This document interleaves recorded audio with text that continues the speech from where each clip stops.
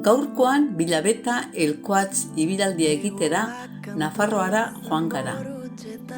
Hasiera Noain herrian eman diogu, eguraldi hotz eta eguzkitsuarekin. Milagrotik Aezkoara arteko errege ibilbideko 7. etapa dugu gaurkoa. 5 kilometro eta erdi ibili ondoren iritsi gara Auzolako zubira, Erdiaroan eraikitakoa. Leku ederrak izan ditugu gertu ibilaldian zehar.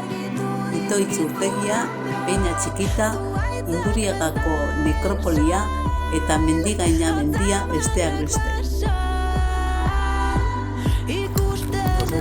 Bira, kurriokan. Bira, han aurren.